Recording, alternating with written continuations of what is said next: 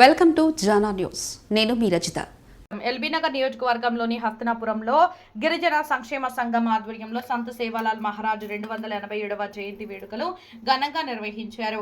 ఈ కార్యక్రమానికి ముఖ్య అతిథులుగా మాజీ ఎంపీ రవీంద్ర నాయక్, ఎమ్మెల్సీ శంకర్ నాయకులు హాజరై సేవాలాల్ మహారాజ్ చిత్రపటానికి పూలమాలలు వేసి ఘనంగా నివాళులు అర్పించారు. ఈ సందర్భంగా వారు మాట్లాడుతూ బంజారాల జీవితాల్లో వెలుగులు నింపిన గొప్ప ఆధ్యాత్మిక గురువు సంత్ సేవాలాల్ మహారాజ్ అని అన్నారు. సేవాలాల్ మహారాజు చూపిన బాటలో నడుస్తూ ప్రతి ఒక్కరూ చైతన్యవంతమై జనాభా దామాషా ప్రకారం లంబాడీలు తమ హక్కులను సాధించుకోవాలని పిలుపునిచ్చారు. ఆర్థికంగా, సామాజికంగా, రాజకీయంగా అన్ని రంగాల్లో ఎదిగేందుకు ముందుకు సాగాలని అన్నారు.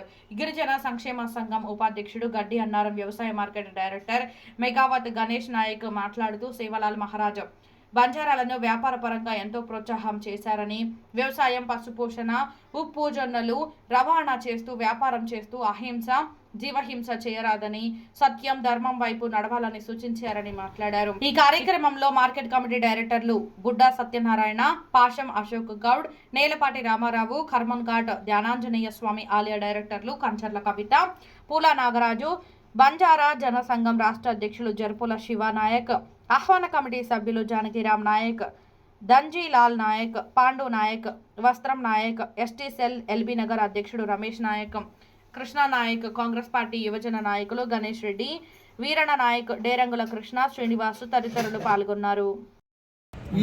ఈ జయంతి ప్రతిసారి మా కమిటీ సభ్యులు జానకిరామ్ గారు, దంజీలాల్ గారు, పాండు నాయక్ గారు, వస్త్రం నాయక్ గారు ముందుండి చేస్తున్నారు గత 4 సంవత్సరాలుగా.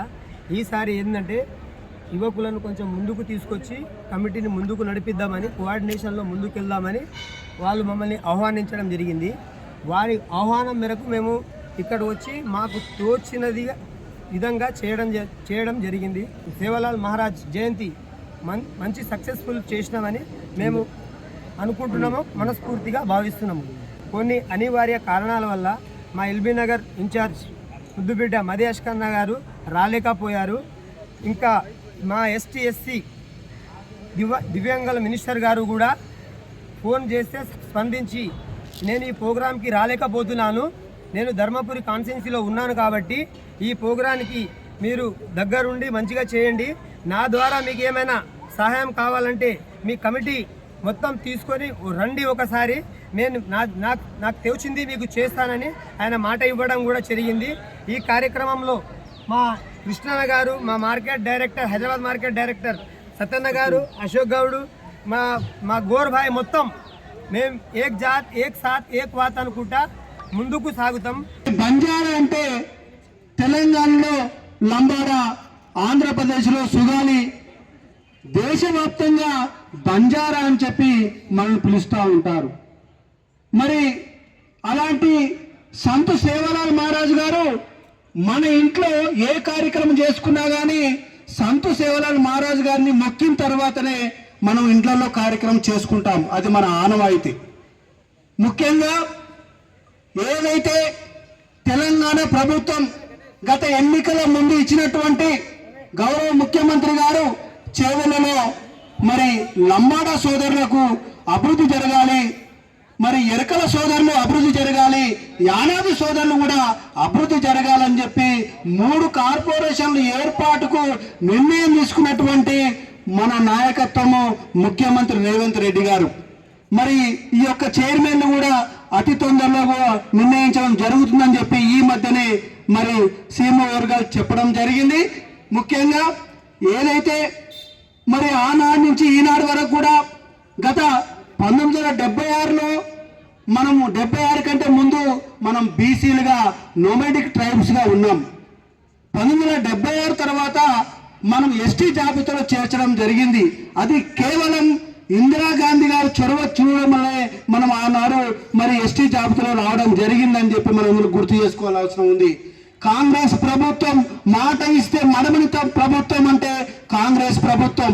మరి ఈనాడు తెలంగాణలో అధికారంలోకి రావడానికి కేవలం కాంగ్రెస్ ప్రభుత్వం అధికారంలోకి వచ్చిందంటే ఇలా బంజారా సోదరుల వల్లనే అని చెప్పి మనం గంట గప్పుగా చెప్పుకోవాల్సిన అవసరం ఉంది. మిత్రులారా, నేను ఒకటే అడుగుతా ఉన్నాను, ఈరోజు ఈ ఎల్బీనగర్ నియోజకవర్గంలో మనకు 18 కార్పొరేటర్ల అవకాశాలు వచ్చినాయి.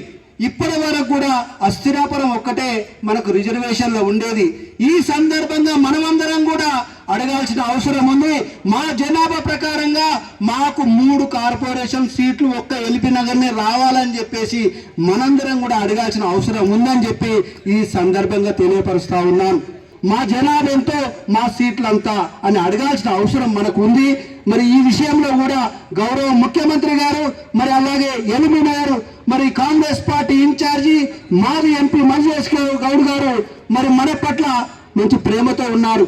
నిజంగా గిరిజనులకు న్యాయం జరగాలి, గిరిజనులకు అధికారం రావాలి, గిరిజనులు చాలా వెనుకబడి ఉన్నారు, వీళ్ళకు అవకాశం కల్పించాలని చెప్పేసి ఒక మంచి దృక్పథంతో ఉన్నటువంటి మన నాయకుడు మదియాస్కి గౌడ్ గారు అని చెప్పేసి మనందరం తెలుసుకోవాల్సిన అవసరం ఉంది మిత్రులారా. మరి 287 సంవత్సరాల జయంతి సందర్భంగా సేవాలాల్ చేసినటువంటి కృషి, సేవాలాల్ మన జాతి కోసం పోరాటం చేసినటువంటి చరిత్ర నా అందరికీ తెలిసిందే. ఆ చరిత్ర దాని గురించి చెప్పవలసిన అవసరం లేదు.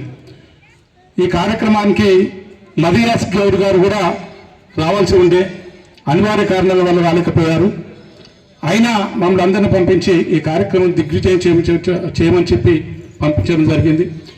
మరి సేవాలాల్ మహారాజ్ జయంతి సందర్భంగా ఈరోజు ఈ ఎల్బీ నగర్ నియోజకవర్గంలో ఇంత పెద్ద కార్యక్రమం మన జాతి కోసం, మన జాతి నాయకులు మన కోసం చేసినటువంటి కృషిని అభినందించడం కోసం మనం అందరం వచ్చు గర్వకారణం అని చెప్పి సందర్భంగా తెలియజేస్తా ఉన్నాం. నిజంగా ఆ రోజుల్లో సేవాలాల్ మహారాజ్ గారు మరి ఆయన స్ఫూర్తితోటే నిజంగా కూడా తావుడుకు బానిస కావద్దు, ఎడ్యుకేషన్ పట్ల ఉండాలి, మరి ఈ పర్యావరణాన్ని మన అడవి జాతుల బిడ్డలంగా పర్యావరణం కాపాడుకోవాలని చెప్పి మరి ఆ రోజులలో ఇచ్చినటువంటి నినాదం. మరి ఆ రోజు జొన్నలు సద్దలు పండుతుంటూ ఉంటే ఈ రోజు రహదారులకు ఆ నామకరణం వచ్చిందంటే సేవాలాల్ మహారాజ్ తోటి అని చెప్పి ఈ సందర్భంగా తెలియజేస్తా ఉన్నాను. మరి అనేకమైన సంస్కరణలు చేసి అనేకమైనటువంటి మన జాతి కోసం మన అందరం కూడా ఏ విధంగా వెనుకబడి ఉన్నాం, అందరం లేక మనం కూడా ముందుకోవాలి, ఈ అడవి బిడ్డలని ఎప్పుడైనా అంచివేత ధోరణిలో ఉన్నది అని చైతన్యం చేసి ఒక్కొక్కరిని ఊర్లలో బాటసారిగా పయనిస్తూ మరి మా అందరినీ కూడా ఏ తండలో ఉంటే ఆ తండలో ఒక్కొక్కరిని చైతన్యం చేస్తూ అందరినీ కూడా మోటివేషన్ చేసి మరి ఈ విధంగా ఐక్యత చేసిండు. ఆయన బాటలోనే మన అందరం పయనించాలని చెప్పి మన కులదైవం అన్నటువంటి జయంతి సందర్భంగా మరి సేవాలాల్ జయంతి సందర్భంగా మరొకసారి మీ అందరికి కూడా పేరు సంత్ మహారాజ్ లాంటి వ్యక్తులను, మహానీయులను సరే చాలా మంది మన నరేంద్ర నాయక్ గారు చాలా విషయాలు చెప్పారు. కానీ మనం ఆచరించి ముందుకెళ్తూ నిజంగా చాలా మంది మేమెంతో మాకంతా అనే డిమాండ్ బాగా వినవచ్చింది. నిజంగా కూడా మన ఏదైతే మనకు జనాభా దామాషా ప్రకారం మనకు హక్కులు ఉన్నాయో అవి మనకు రావాల్సిన అవసరమే. డేరంగల కృష్ణ గారు మనకు బుడ్డ సూత్రంగా చెప్పాను. నిజంగా కూడా ఇవాళ ఎన్ని డివిజన్లు అయినా అలా మీ జనాభా తపాస ప్రకారం ఏవైతే ఎంతమందిరో దాని తగ్గట్టు రానున్న జిహెచ్ఎంసీ ఎన్నికల్లో ఖచ్చితంగా తక్కువ 2 నుంచి 3 సీట్లు ఇవ్వాల్సిన అవసరం అయితే ఉంది. ఖచ్చితంగా గ్రామాలలో వివిధ పట్టణాల పక్కపండి తండాలు లేని చాలా గ్రామ పంచాయతీలు లేనిటువంటి గ్రామాలు చాలా ఉన్నాయి. తండాలతోనే చాలా అక్కడ గ్రామాల అభివృద్ధి నడుస్తుంది. అంటే ఆ రోజే ఇప్పుడు నిజంగా మన వర్గాలను ఏదైతే బంజారా వాళ్ళకే పరిమితం కాదు మన సంతోషవరం. ఆయన దేశంలో ఉన్న ప్రజల చైతన్యానికి కృషి చేశారు. మరి ఆయన ఆదర్శంగా తీసుకుంటూ మనము రానున్న రోజుల్లో ఆర్థికంగా, సామాజికంగా, రాజకీయంగా ముందుకెళ్లే విధంగా మనం కృషి చేయాలి. ముఖ్యంగా ఉన్నత విద్య చదువుతూ మన పిల్లల్ని చదివిస్తూ మనం కూడా కార్పొరేట్ స్థాయిలో విద్యను అందించి ఆ విద్యావంతులుగా తీర్చిదిద్ది మన సమాజం కూడా అభివృద్ధి దశలో ముందుకెళ్లాలని, మరి అదేవిధంగా మనం రావాల్సిన హక్కుల కోసం మన మహానీయుల చరిత్ర చదవాలి.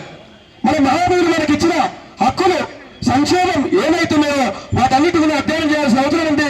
చదవాలి. వాటిని చదివి మన సమాజానికి, మన బంజారా సమాజానికి వివరించాల్సిన అవసరం ఉంది.